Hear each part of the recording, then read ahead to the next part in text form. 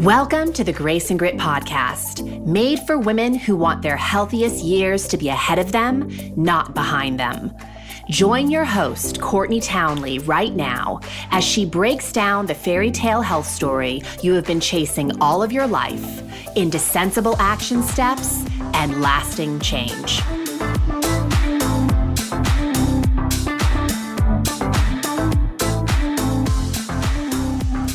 Welcome to the Grace and Grit podcast. This is your host, Courtney Townley. As always, thank you so much for taking the time to be here. Now, this month, we have been leaning into the topic of pleasure. And in our last episode, episode 207, I talked about the chemistry of pleasure and how to feed it in ways that promote our well-being rather than in ways that rob us of it. And today, we're going to talk about pleasure in the bedroom. That's right, I'm going there. Today, we are going to talk about sex. More specifically, we're going to talk about 4 ways to increase your desire for sex. And why? Why do I want to have this conversation? Well, because I have worked with hundreds of women over the years, and I have had the opportunity to hear a lot of frustration about what does and does not happen in the bedroom. Sex, which has the potential to be such an incredible experience, can become the source of so much unnecessary shame and struggle for women and their partners. And I've long wanted to do an episode about sex because it's such a relevant part of the health equation. But to be honest, I wasn't really sure where to start the conversation or who I should invite to help get the conversation rolling. But I think I found her. Today, my guest is Janna Denton-Howes, who is a sex coach who specializes in helping married women want and enjoy sex more with their husbands. That being said, I just want to say that I really feel that the content of this episode is so important for all women to hear, regardless of their sexual preference or current relationship status. Now, Janna is known for her popular course, the Wanting It More program, where she empowers women to create boundaries, trust their intuition, and prioritize their pleasure in the sexual experience. Now, before we get into the interview, I just want to say that this episode does contain sensitive subject matter. So if you have little ones around, you may want to put your headphones in. So, Miss Janna Denton-Howes, welcome to the Grace and Grit podcast. Thank you, Courtney. It's great to be here. I'm really excited about our conversation. Good. I'm excited about our conversation. I can't wait to see where it goes. So you call yourself a sex coach. Tell us what that is exactly. Well, it might not be what you think. Okay. It is. And maybe by my appearance, if you're watching this video, you'll be like, yeah, maybe she isn't really into like whips and chains and all that kind of stuff. So no, I am more of like the wholesome coach who talks about sex. I like to think about myself as almost like a good friend you have next door who you can talk about business and decluttering and also about sex with. So I specialize in helping married women who are married to men, heterosexual couples who don't want or enjoy sex very much, like just not into it, maybe used to enjoy it and now don't. It feels like a chore. It's just another thing on the to-do list. And quite frankly, maybe they would rather just never have it again, or, maybe just they want to watch Netflix at night. Okay. Yeah, so that's what I do. Okay. So tell us how you came into this work. Like what inspired you to get into this conversation to the degree that you got into it? It was the problem in my marriage. Yeah. I did not really want sex very much. I enjoyed it once it got going. I eventually became orgasmic and I was like, okay, this feels all right. But it still didn't feel like something I was really looking forward to. It felt like a chore. We went and looked for help. Probably about 5 years into our marriage, I've been married for 19 years. I got married really young. Usually people are like, you look a little bit, are you even qualified to be talking about marriage? I am. I've been married for 19 years. I got married when I was 17, so I was very young. And we looked for help, and I found some temporary help, but the traditional advice of just do it, it's good for your marriage, spice things up, just relax, have a bath, it just wasn't cutting it for me. And so I eventually became a marriage coach. And then once I got some courage, I was like, I need to fix this for myself. I did. And then now I share that with other women. So I'm curious, as a marriage coach, is this a thread that you kept seeing come up in conversations with your clients? No, because no one would bring it up. Because they were embarrassed, but not because it wasn't there. Totally. Okay. Yeah. Oh, yeah. Now I know it's there. Yeah. And I thought, well, am I the only one? Am I the only one? No, it seems like all my other friends are getting it on all the time. And there's all this like wink, wink, nudge, nudge stuff going on. And anytime I would broach it, or I thought I would broach it with my friends, there was no resonance at all. There were no spaces. Like, where was I going to even talk to women about this? So I felt supremely alone, super broken. There was something wrong with me. I went to my doctor. I thought it must be hormonal. It wasn't. So yeah, it was challenging. It's interesting, isn't it? Because I think of sex a lot like money in our culture, where it's like we love to flaunt it, right? There's this outward perception that, everyone's having it, and it's like just crazy orgasmic sex all the time, and that there's just something wrong with me because that's not my life. Totally. And then there's the other extreme of the spectrum where it's like people just don't talk about it, not in a real way. There's not a lot of spaces and places where people feel like they can go and have these conversations. Yeah.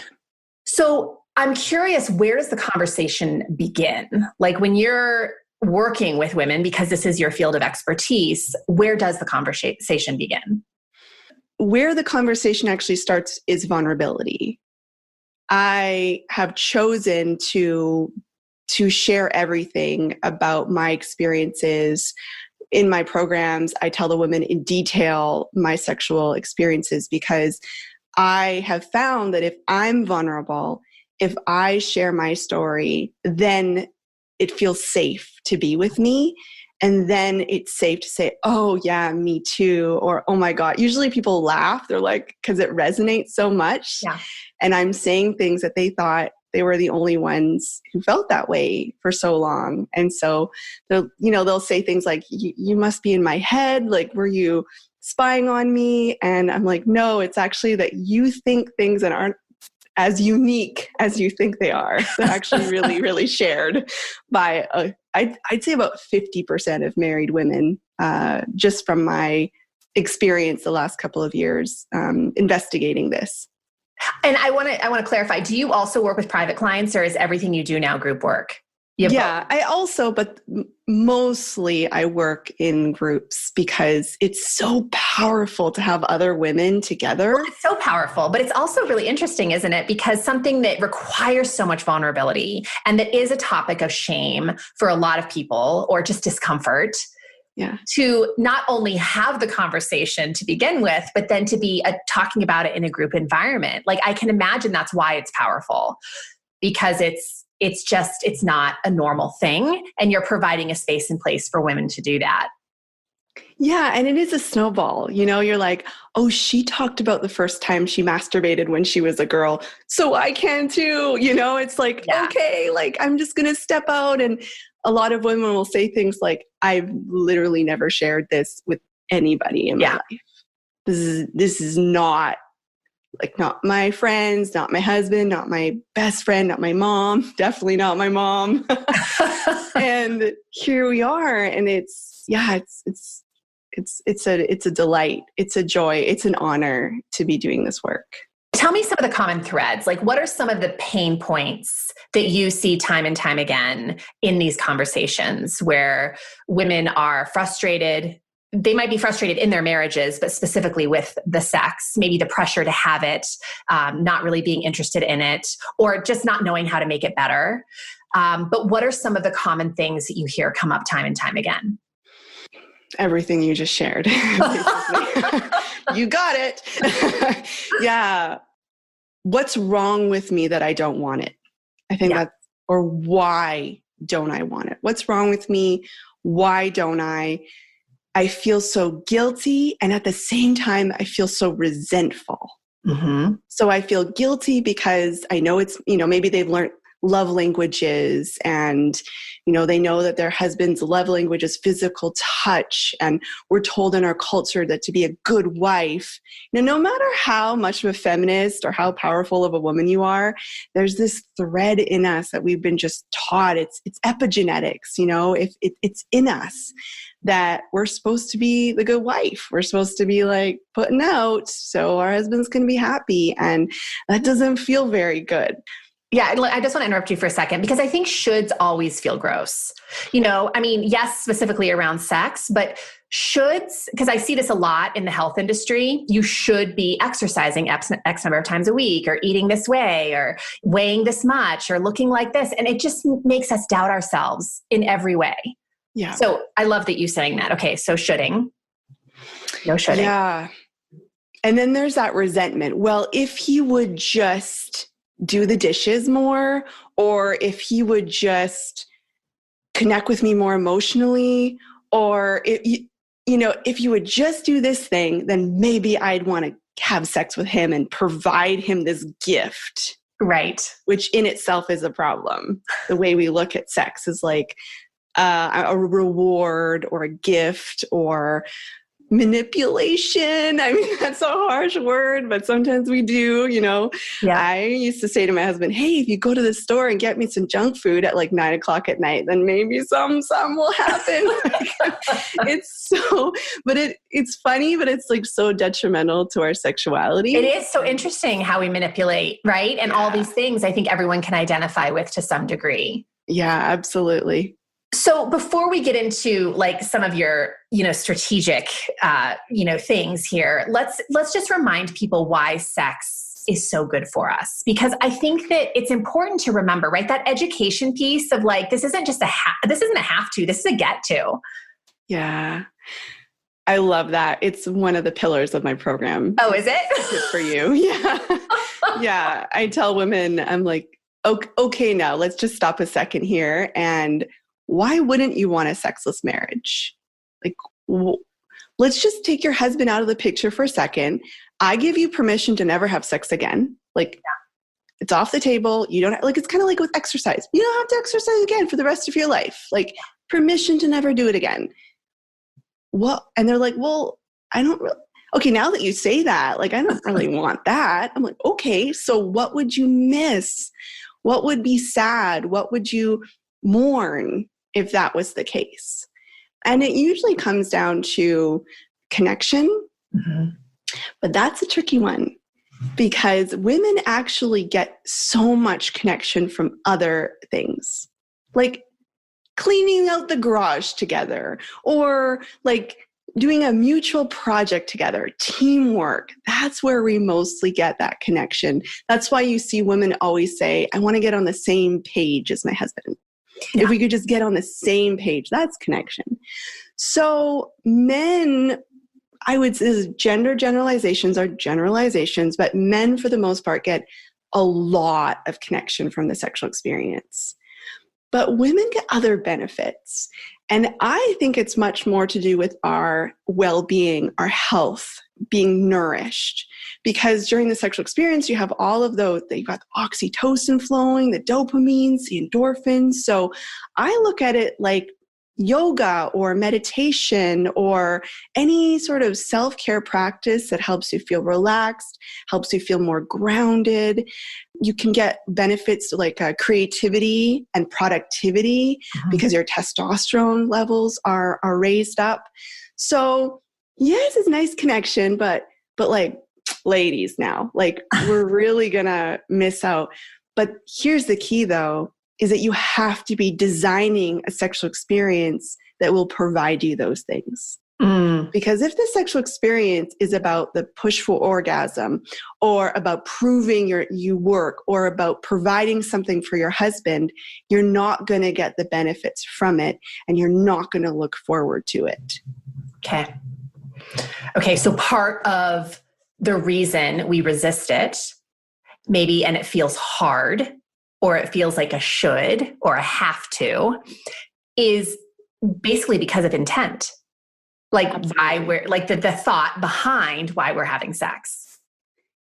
Yeah. And that's it. And so learning how to create safety in the sexual experience, which is so important. And women are like, I feel safe. My husband's a great guy. He never hurt me. That's not really what I'm talking about. I'm talking about generations and generations and generations of women who have not been safe, and the world, the media culture is not safe for women in terms of sexuality. Our bodies are extremely objectified. We're told we can't have a voice. I mean, I have like powerful women come into my world. I'm working with a lawyer right now, and she's fierce. She is a fierce, powerful, courageous woman. And she's like, I can't believe it. In the bedroom, I don't like to speak. I don't like to assert my needs. I feel embarrassed. I feel shamed. I don't want to bring all of me into the sexual experience. And why? Is because she's been told through everything. Had cultural conditioning to be quiet, to submit to the man's mighty penis, to not be assertive and be a leader is what I teach women to be in the bedroom. And that's really around safety. You never want to feel like, maybe my husband will touch me in ways I don't want, and then I'll have to say no. And what does that mean? And that creates a lot of challenges for women. So what are some of the foundational steps to build safety in the bedroom? Because a lot of women have probably never even considered this, right? Mm-hmm. They've never really thought about that, especially if they're in a committed relationship that they've been in for a long time. Yeah, absolutely. Great question. Excellent question. First off, you kind of need to learn what you like and what you don't like. So we got to take it back, because culture will tell you what you like. Women are supposed to love their breasts being touched and oogled at and all the things. Mm-hmm. Women are supposed to like French kissing and sloppy tongue and their necks being nibbled and their ears being slurped at. And like there's these really you probably should like oral sex. You probably should like penetration. You probably should like all sorts of, all the traditional sex acts that we can think about. You should like that. That's marketed to us. Everywhere. Yeah, of course. Watch any sex scene and you will find a formula. There's a formula there, and it's so rigid in its structure. And then women wonder, what's wrong with me? I'm like, there's nothing wrong with you. So learning what you like and what you don't like is crucial. Absolutely crucial. And the hard part about this, I think, sometimes, and because I have these conversations not about sex specifically in my groups, but we talk a lot about finding what works for you. And the unfortunate part of that is how you discover what works for you is really finding out what doesn't work for you. It's the first step. Okay, so do you ask women to kind of reminisce about things they've enjoyed? Do you ask? We start even before that. So we take a break from sex. Okay. So I'm like, come on here. I'll teach you how to want sex more. Come on in. They're like, okay. I'm like, and now you're not going to have sex for 3 weeks. Okay. And the husbands rebel and the women rejoice, and it's really fun. So during that time, though, you're having space to practice and learn a few skills that are just rudimentary but sorely lacking in women. Okay. Prioritizing your pleasure, which you know about, in the everyday experience. So learning how to extract pleasure, upgrade existing activities into pleasurable experiences, and then how to plan an experience solely around pleasure, not about anything else.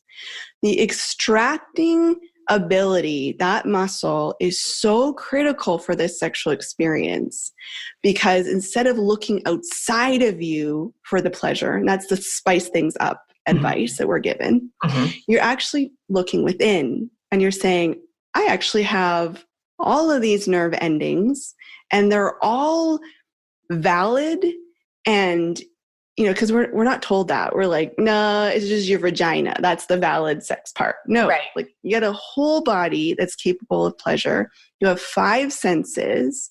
And so learning how to extract pleasure from a cup of coffee or from a walk in nature or for some, sun on your cheek, it may seem simple, but it's such an important skill to learn, because then you take that into the sexual experience and you smell your husband's cheek and you're like, oh yeah, that's good. Yeah.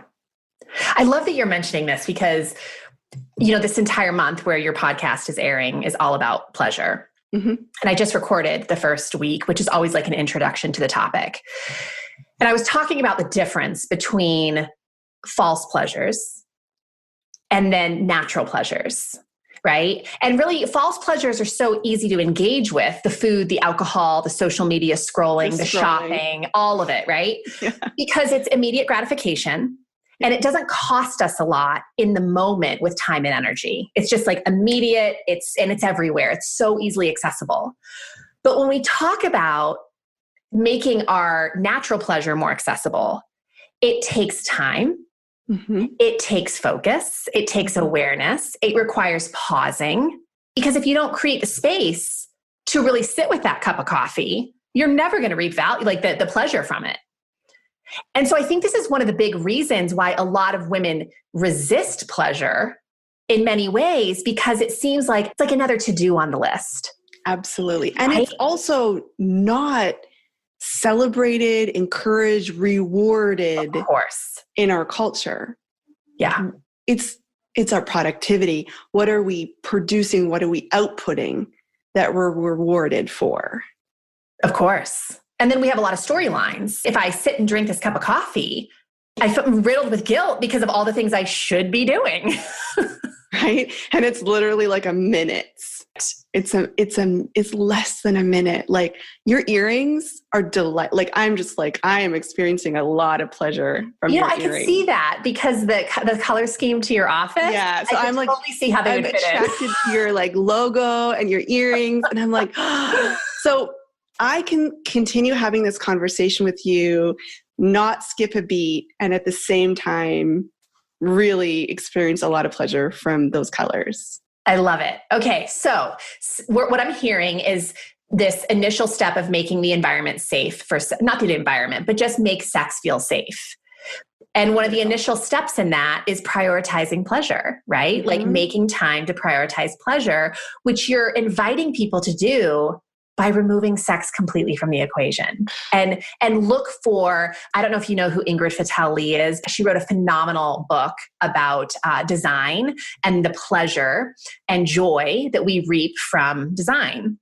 And she talks about this practice of joy spotting, right? And what you're talking about is like pleasure spotting.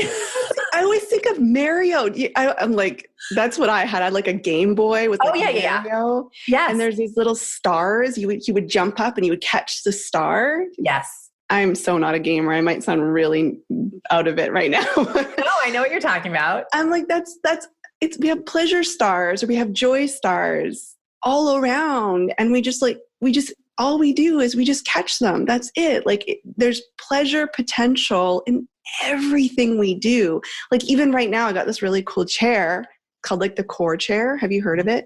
So you can move your whole body. It's like being on an exercise ball, but it's actually a chair. It's very cool. Maybe it's Canadian. Maybe that's why. But like just sitting here right now, there's like pleasure potential in this awesome chair that I'm sitting in. So, but I like the wording you use because it's potential. Because if you don't acknowledge it, it doesn't exist, right? Well, 10 years go by and all of that little stars that you could have gotten, it's there. And so when I talk about sex, I find that the traditional advice is so focused on the mechanics, the positions, right, the orgasms, the fantasies you can have, the role playing, like all of that stuff, which is often a distraction from the real thing, which is things that just have to do with you being a woman, just being a woman. And And I believe women have this amazing capacity to experience pleasure. Not that men don't, but like we have a superpower. Mm-hmm.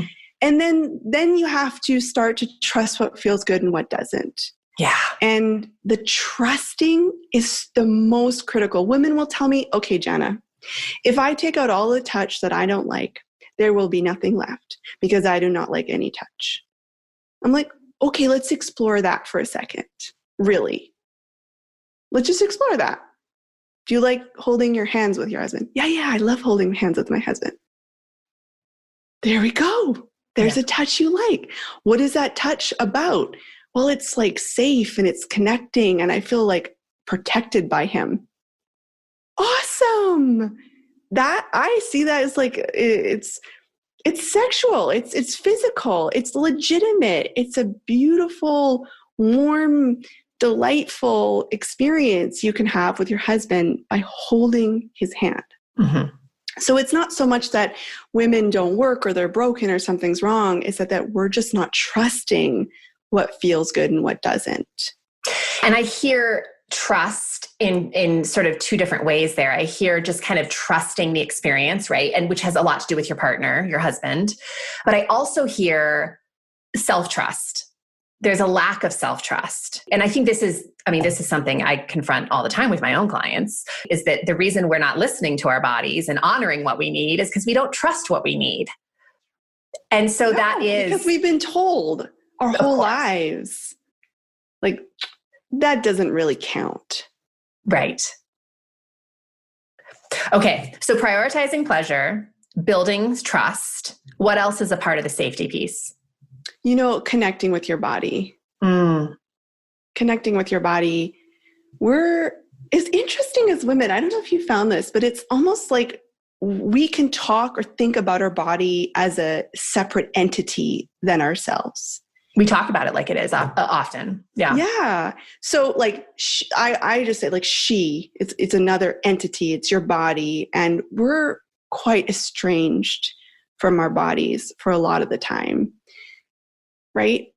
Makes sense. 100%. Yes, I agree with that. It makes sense from shame messages that we receive about our bodies, from the media that tells us our bodies are not acceptable the way they are, from unexplained pain or weight gain or confusing things that our bodies do that really can kind of look like, if we're looking at weight, for example, and we gain weight and we don't know why, it can feel like our body is like harming us. It's kind of harm because in society we have such a status thing about weight, right? Like you're just not as successful if you're heavier, and then you're more successful when you're thinner. So it's almost like our bodies can be like the perpetrator, like they're at war with our bodies, literally. Exactly. And so that's just our body. But then when we look at our vulva, for example, gosh, like a lot of women are just completely like, do I even have one? Like, is it even there? Is it like, and so, yeah, we spend a lot of time just, if you have an estranged friend, you just have to kind of send out the first message, like, hey, how's it going? How are you? Haven't seen you in a while. How are things? Yeah. Like this awkward first conversation. Yeah. And then we look at our vulvas in a mirror. That's what we do in the program. And it's profound. I mean, it doesn't matter how old you are. I've never had a woman who's like, oh yeah, super comfortable with that. Like, we're besties. Yeah. Usually it's like, wow, that was tough. Had to get through some cultural messages to get to that point. But it's profound. And I had one alumni tell me, she's like, I went grocery shopping with my vulva today. And I looked around at all the other women there, and they were grocery shopping with their vulvas too. That's awesome. That is awesome. I always tell clients that, health is really a relationship that needs to be nurtured. That's how I like to look at it. You're in a relationship, like it's in a relationship, your relationship with your vulva isn't going to end. Like it's going to be with you until the day you die. And this is the lens that I look at health through. It's not a finish line. It's something that we're going to be in it. It's a relationship we're in until the day we die. And so what do you want the quality of that relationship to be? And the only way you're going to really be inspired to honor your health is to get to know yourself. And I hear that in what you're saying. Like, if we really want to improve our sex lives, being willing to improve the relationship within that with ourselves is huge. You know, we're really taught that sex is about connecting with your partner's body. Mm-hmm. What I have come to realize is that sex is way more about connecting with your own body. Yeah. It makes so much sense to me to hear you say it that way, because, women are people pleasers. We are always taking care of others. Mm-hmm. Is he having a good time? Is he bored? Totally. And so we are always kind of thinking about the other, which is one of the reasons why a lot of women lose themselves in terms of like their health gets to a point where it's depleted because they're never focusing on themselves. Yeah. And what I hear you saying is that it's also robbing us from the enjoyment of sex. And also robbing our partners too. I think that's sometimes people are like, Janna, you're so focused on women and their needs and, their safety. And I'm like, who do you think I'm really serving here? This is about the couple. Yeah. This is about the relationship, because when I ask men, what do you want out of the sexual experience? They all say the same thing. I want my wife to want me. Mm-hmm. And so I teach his wife to want him. And how do I do that? By connecting with her body, prioritizing her pleasure, trusting what feels good and what doesn't, and creating clear boundaries. Yeah. And that seems very selfish and very woman focused, but I tell you, equity is not everyone gets the same. Mm-hmm. Equity is that everybody gets what they need to feel safe and comfortable. Mm-hmm. I love that. That's beautiful. So boundaries. Let's talk about that. Oh, boundaries. My favorite. Yeah. It's still amazing to me how women don't feel like they can have boundaries around their bodies. Mm-hmm. I'm like, no. If you never want to be oogled at when you're undressing and you get naked, you get that. If you never want your husband to sneak up behind you and hug you while you're doing dishes, you get that. Mm-hmm. If you never want your husband to initiate a kiss ever again, you get it. Mm-hmm. You literally get anything. So women, when they first come into the program, they don't have sex for 3 weeks, and they also initiate all physical touch for 3 weeks. And someone don't initiate it. They have been offered physical touch so much. You want it? You want it? You want it? Yeah. They don't even know what it feels like to want anymore. They're to initiate it themselves. Exactly. I've just been on the defensive for 13 years. Mm-hmm. And, and then it comes back. Gradually it comes back. And then that's the authentic wanting. It's not pity wanting or, okay, fine, we can stop and have a hug, but I'm really not into it right now. Mm-hmm. So it's very subtle when it comes to boundaries, and it will evolve over time. You'll start to realize, oh my gosh, I really don't like those sloppy kisses. Mm-hmm. I really don't like that. So you just create the boundary. Which requires leaning into a lot of discomfort, because we have to have some pretty crucial conversations. And this is what people shy away from, because we just assume what they're going to make it mean, right? They're not going to like it. They're going to feel whatever. And so we end up just never having the conversation and never setting the boundary. And so I'm curious, because I feel like with some boundaries, they're kind of obvious, right? If you punch me in the face, I'm probably going to, I'm not going to stay in this conversation. It's almost like an unsaid boundary. Yeah. But do you encourage your clients, your students, to actually verbalize the boundaries of what they like and what they don't like? Yeah. Yeah, because it's the process of learning how to have a voice, Yes. having the courage. Like I'll have women and be like, why would I ever go tell my husband we're not having sex for 3 weeks? We haven't had sex in a year. Yeah. Like, what's the point of that? It's like, oh, there's a point. Because even though you're not having sex, you haven't had sex for a year, you've probably been thinking about sex and thinking about how you should, and can you get horny tonight, or what will happen? And it's exhausting. Yeah. That mental gymnastics is too much. So yes, like you verbalize it, you learn how to have a voice. And, we're up against some stuff as women, misogyny, toxic masculinity, we're up against some stuff. And when we're swimming in it, we can't even see it. Mm-hmm. It's like, oh, that's just normal. That's just natural that when my husband would touch me and I would feel a little bit like, I didn't really like that, but okay, boys will be boys, Yeah. So yeah, it's the biggest one. And yes, some men are like, oh, thank you for finally telling me so I don't have to read your mind anymore. And some men are like, this is BS. And, no. And those women, it's a growth opportunity for sure. It is a growth opportunity. So I'm curious, when you encourage people to set boundaries, because when I teach boundaries, a big part of boundary setting is being very clear about what will happen if the boundary isn't honored. Right? Like, because how can you actually enforce a boundary if there isn't a consequence for crossing it? And I find that this is a place where a lot of women are very much in the gray area. So they say they have a boundary, right? And then the boundary gets crossed and she doesn't protect her own boundary. Yeah. Right? She isn't sort of standing her ground there. And so her boundary keeps getting crossed. Yeah. So I'm curious, like just maybe a little bit in terms of how you encourage women to set boundaries. They verbalize what the boundary is and... Yeah, like, please don't touch my boobs anymore. Yeah. Ding. Ding. And the husband touches her boobs again. Yes. So in that case, she would just reaffirm the boundary. Okay. She would look him in the eyes and say, I don't like it when you touch my breasts. Please don't do that again.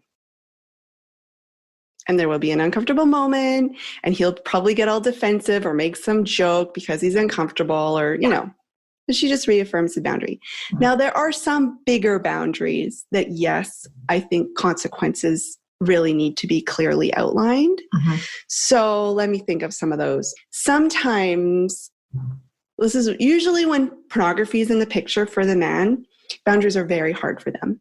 And pornography will affect the brain in such a way that it just becomes incredibly hard for them to stay slow, for example, in the sexual experience, or listen when their wife says, I don't like a certain thing.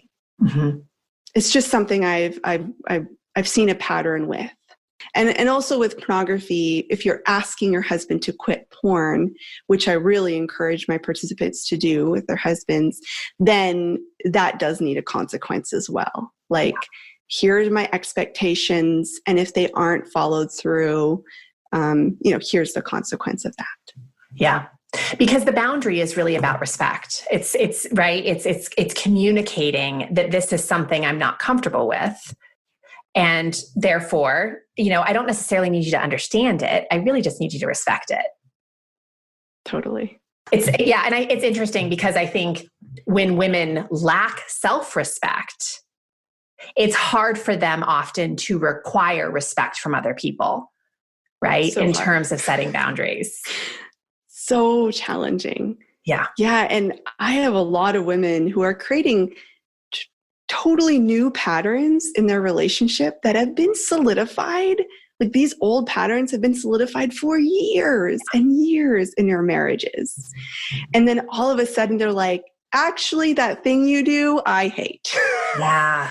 And they've never said it once. And to me, this is like, I always talk about this concept of self-leadership, right, in the health arena. And it's really, that's what I hear so much in this. It's like being self-led in the bedroom. Like, yes, you're in an experience with another person, somebody who you love deeply, hopefully, but asking for what you need and respecting yourself enough to voice that and to pursue that. I think And really, I can't think of a more vulnerable place than the bedroom. So vulnerable. Like someone seeing you let go. Mm-hmm. And that is risky. It's scary. I'm glad you brought up the topic of leadership, because I would say one of the most radical things I teach is that women really need to be the leaders in the bedroom and men need to be the responders. In this dynamic the problem that I solve of women not wanting sex or not looking forward to it. When women are the leaders of the sexual experience, this is not a hierarchy thing. This isn't like who's better, who's worse, who gets it. This is about safety. Yeah. When you're leading something, you're very in control of what's happening with your body. Mm-hmm. And men are great responders. Like, their sexuality is a lot simpler than women's. Their erections are often pretty consistent, like a Starbucks latte, I like to say. I mean, yeah.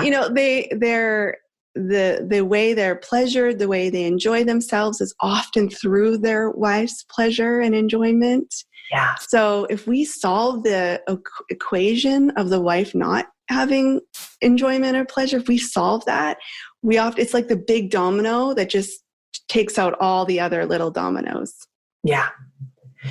Where does body image fall in this for you, in terms of like, because I'm imagining it's a conversation that comes up a lot, right? Just it's a part of safety, right? A woman feeling comfortable in front of her husband. But I would imagine that is a barrier for a lot of women, because I hear about this a lot, right? With women restricting their own pleasure from whether it's sex or just getting in a swimsuit on the beach. Absolutely. Because they are not in a great relationship with their own body image. And so I'm just curious, do you address that in your work? We're taught that sex, and even going down to the beach, is about performance. It's about what other people are perceiving and looking. Like, I gained some weight recently, and I was walking down the street and I was like, oh, people now have to look at me like this. Like, if that's the thought that crossed my mind, it wasn't like, oh, I'm a little uncomfortable because I have some extra love handles. It wasn't about my pleasure. Yeah. Or that, oh, my pants are a little tight and that's not very pleasurable. And I need to fix that. No, it was, oh, now people have to look at this now. So we're taught as women that our bodies are about performance. Mm-hmm. They're what they look like, which is performance, not how they feel like, which is pleasure. Yeah. So how I address that is, how do we shift the sexual experience from being performance into pleasure?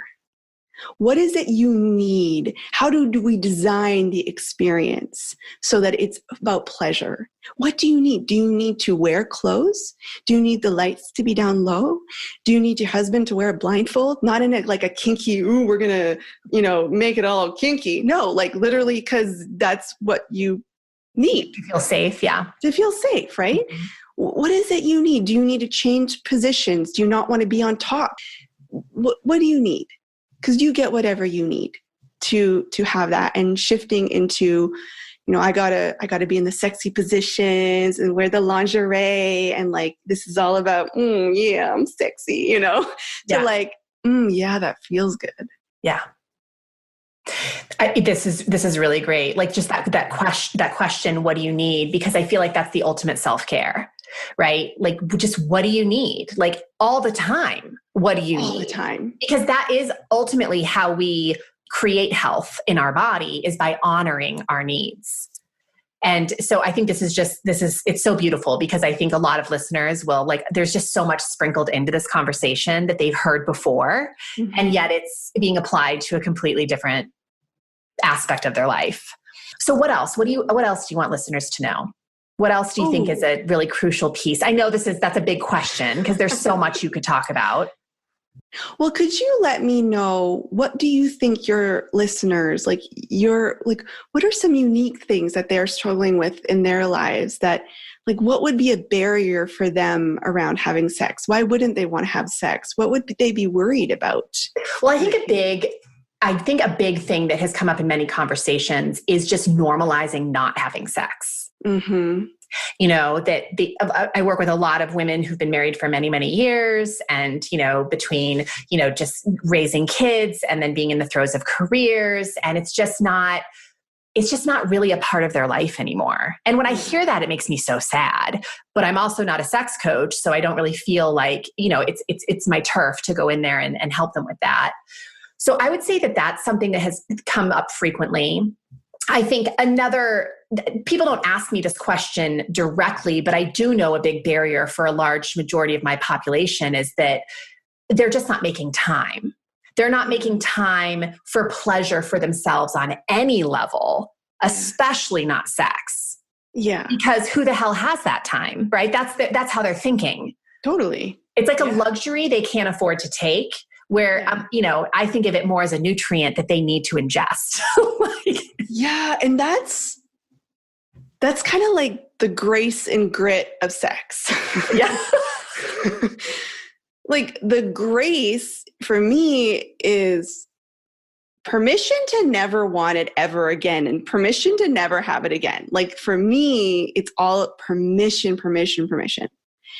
And the grit is like courage and what would you be missing? And the more the forward momentum of it. Mm-hmm. So in that regard, schedule sex, like just schedule it, because so many women have responsive desire. There's two types of desire. One is spontaneous desire, which would be like, I don't know, like, what's your favorite food? You know, the first thing that comes to mind is eggs. I know that's so boring, but I love eggs too. So like maybe you're coming home from a walk and you're going to head home and just suddenly you're like, oh, I want some eggs. You know, hard boiled with the runny yolk. I don't know, I'm just making it up. Like you're just like, yeah, I'm going to dip my toast in that and put some pepper on and it's taste it. It's just like, but it came out of nowhere. You were just walking down the road and suddenly you just want some eggs. So good. It's funny that eggs are sex in this equation. I know. Okay. Or eggs, you know, you still like eggs. They're so good. When you eat eggs, you like them. Delicious. But you don't spontaneously want eggs. And so you have it on your meal plan. You put eggs on your lunch plan. And when it's 12:30, you go downstairs and you boil some eggs and you really enjoy them. Yeah. But you weren't thinking about them before you boiled them or scrambled. I don't know. How do you like your eggs? Now I really want to know. I like them always, except raw. I don't like raw eggs. That's so good. Yeah. I'm such an egg fan too. I love it. So see? All the more reason. I like the perfect little meal. Yeah. So that's the difference, is that spontaneous desire is you're just doing your thing and you're like, I want some sex. Yeah. Sex would be really good right now. Where's my husband? Let's go. You want to come home early? Like, let's have some sex. Let's just do a little quickie. Okay. Now, responsive desire is that your arousal is cultivated within kind of a safe, pressure-free, accepting environment. I'm curious, do you think one leads to the other ultimately? Like, do you think if you allow yourself, because I would imagine for somebody who's not in the habit of having a lot of sex and it doesn't really spontaneously desire it, if they start scheduling it and they actually start like tapping into their own pleasure and really learning how to love it, do you find that they do actually start having more spontaneous desire? No. Okay, fascinating. No, because it's a biological difference. Oh, it's a biological difference. Yeah, like I'm an introvert. Maybe you're I don't know, you're extrovert or introvert? I think I'm both. I think I'm just a I'm learning all sorts of things about you today. You like eggs and what are your orgasms like? No, right. So yeah, no, it's just, but that your question informs our culture. Our culture, all of media sex is spontaneous. 100%. I could see that. Yes. It's also the epitome of sexual health that we propose in our culture. Yeah. That's why we call it a sex drive. Yeah. It's actually not a drive. Not a drive at all. Like Thirst is a drive. Yeah. Sleep is a drive. Sex is not a drive, which is why I hate the term sex drive or low sex drive or low libido, low, there's something wrong with you. Actually, you just have responsive desire. That's all. Just have responsive desire. So no, but a fascinating thing I've learned about myself, I definitely have responsive desire, is that my body has caught on. And it's like, oh, it's Sunday morning. You have sex Sunday morning. Yeah. So guess what happens? I wake up Sunday morning, usually very ready for sex. Yeah. Isn't that amazing? Our bodies are just amazing. amazing. I have to back up though, and I have to talk about the sex drive thing because my head is still spinning from this. Okay, I have to back up and ask you a question. Isn't it a very primal need of ours to desire sex on some level? I mean, if you think about the survival of the human race, it's because we procreate. So you could call it like an instinct. An instinct. Okay. Yeah. But a drive is like, there's something very wrong with you if a drive has stopped. Yeah. And drive is spontaneous desire. Yeah. Like, you don't have to schedule drinking water. I mean, some of us do. I literally have 3 empty water bottles on my desk right now. Like, okay. But at some point, yes, you're going to get thirsty. At some point. Yeah. At some point, you're going to get hungry. At some point, you're going to be so exhausted that your eyes cannot stay open and you fall asleep. Now, the drive conversation is even darker because it informs rape culture. Mm. And so you listen to stories about like men needing it. Mm-hmm. I've had therapists tell my clients, God bless those therapists, but please don't ever say this if you're a therapist. It's like water for men. He just needs it. So you better give it to him. Mm-hmm. So that it's like, okay, we can be light about this, but it's also like deep and important type of conversation to have about sex. So permission to schedule sex and permission to always schedule sex. And if you have a little like spontaneous little desire, maybe you're in the optimal time in your cycle, and you're just having a aroused kind of week, permission to like fool around. I hate that term. Why do we have all the terms like fool around or doing the nasty or like, I'm like, why? And look, I just did it after years of trying not to do it. So have some like spontaneous pleasure, but don't ever feel like you have to get to third base or follow through or make it happen. Like, it's safe for men to get erections and then for them to go down, and then for them to get erections and then for them to go down. Like, it's okay. They will not die because you need to feel safe enough to be able to caress his penis and for it to get hard, and then for you not to feel any sort of responsibility or that you're a tease in any way. Yeah. Okay. I would love for you, just to wrap this up, for you to just tell people how they can find out more about you. How can they, give them the deets. So probably the funnest way to get to know me and to help you would be to take the quiz. I have a quiz called the 4 Desire Fixes quiz. Okay. So this covers the 4 desire fixes that we talked about today. And doing this little quiz helps you not only get on my email list, which you want to be on my email list. Who doesn't want to be on your email list? Amazing videos every week. And I talk about my sex life very openly. So that's always fun.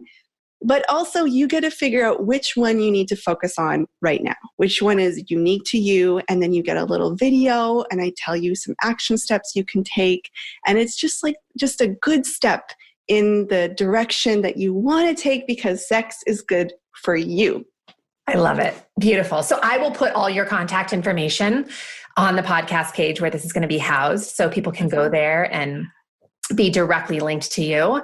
But thank you. I think this is such an important conversation. I know we just scratched the surface, but it's, I always say this with everything, like there's a maturity spectrum to everything, right? And just because we're like 40, 50, or 60 entering this conversation for the first time, it doesn't mean that we still don't have to work along that spectrum. And this is just a great entry point. So I thank you for that. Like that's, You're welcome. Yeah. I love talking about sex. It's fantastic. I love it. And what it would be so interesting, wouldn't it? The world that we live in, to see what would come of it if more women felt comfortable talking about sex and taking responsibility for their role in sex. And I don't mean role as in, I mean take responsibility for your power and your right to pleasure within that.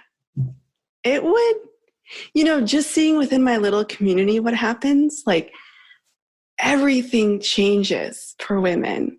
Everything changes, because once you're able to create boundaries and safety with your sex life, man, the sky's the limit in terms of the rest of your life. Yeah.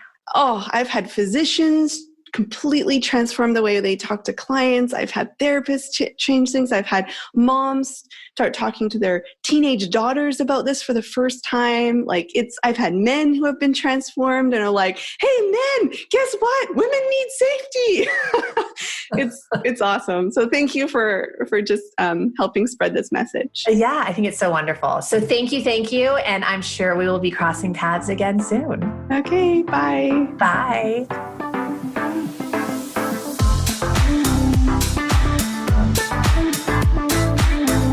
Thank you for listening to the Grace and Grit podcast. It is time to mend the fabric of the female health story.